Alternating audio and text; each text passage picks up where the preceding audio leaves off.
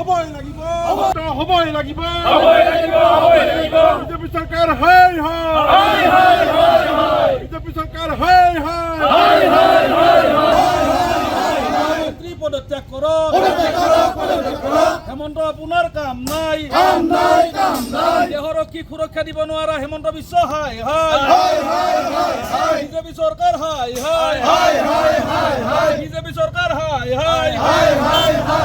গৃহমন্ত্ৰীয়ে পদত্যাগ কৰক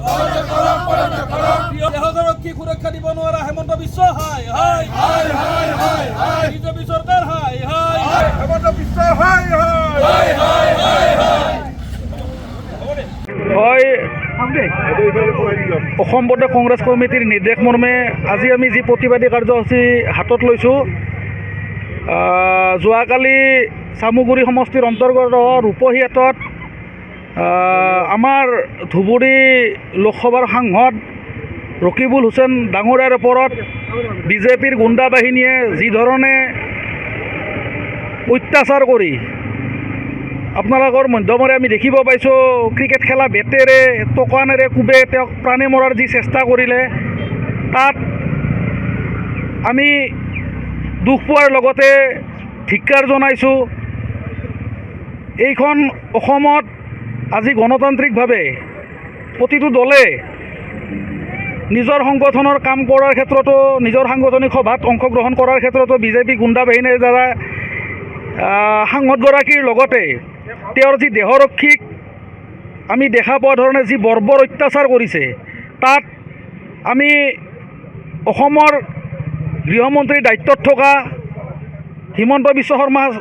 ডাঙৰীয়াক আমি তীব্ৰ ধিক্কাৰ জনাইছোঁ আৰু আমি দাবী জনাইছোঁ তেখেতে গৃহ বিভাগৰ ব্যৰ্থতা মানি অনতিপলমে তেওঁ পদত্যাগ কৰিব লাগে। বিজেপি চৰকাৰ বিজেপি চৰকাৰ গৃহমন্ত্ৰীয়ে পদত্যাগ কৰক গৃহমন্ত্ৰীয়ে পদত্যাগ কৰক দেহৰক্ষী সুৰক্ষা দিব নোৱাৰা হেমন্ত বিশ্ব বিজেপি চৰকাৰ বিজেপি চৰকাৰ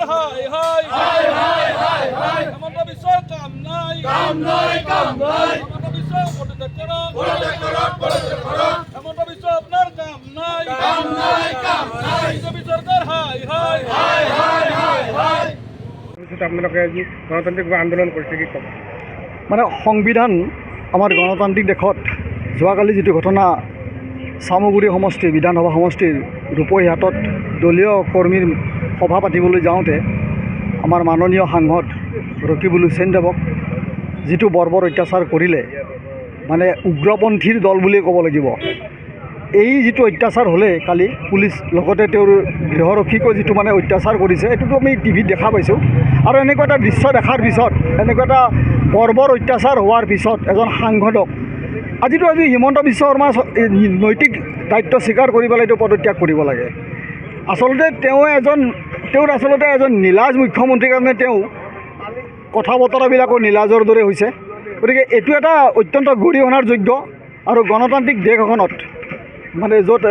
যিটো অগণতান্ত্ৰিকতা কালি সৃষ্টি কৰিলে এনেকুৱা লাগিছে যে আমাৰ এনেকুৱা এটা ভাৱ হৈছে